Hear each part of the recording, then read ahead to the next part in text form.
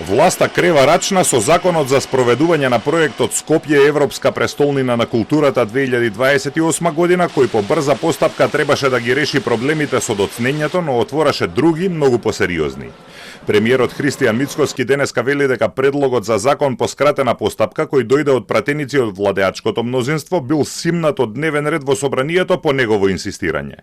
Мицкоски вели дека со години не било направено ништо и се соочиле со можност за прв пат во историјата на некој град да му биде одземена титулата Европска престолнина на културата, но законот се прави согласно праксата и препораките на Европската унија. Јас како човек прво нема да го дозволам, а тоа е да остане и било каков милиметар собнеш во било кој процес.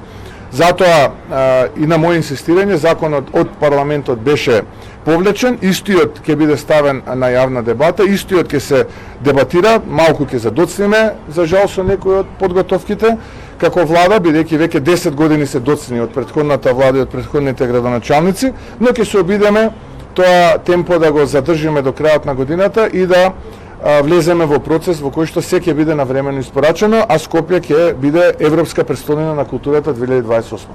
Минатиот месец град Скопје ја формираше фондацијата Скопје Европска престолнина на културата 2028, која треба да го спроведе проектот. Антикорупционерите реагираа што со предлогот се суспендира законот за јавни набавки, а парите за проекти околу 21 милион евра ќе ги дели 5-члена комисија поставена од одборот на фондацијата, кој пак е именуван од градоначалникот. Тоа според нив го зголемува ризикот од корупција.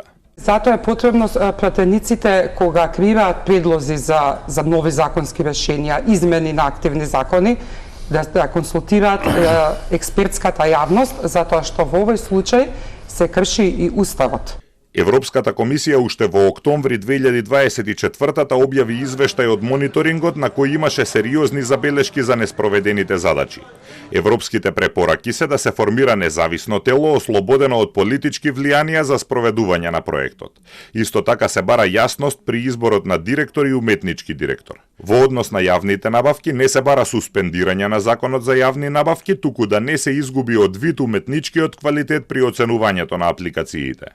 Во град Скопје прашавме на кој начин бил избран Цветковски, кога и на кој начин ќе бидат именувани одборот, надзорниот одбор и уметничкиот директор, но до почетокот на овие вести не добивме одговор.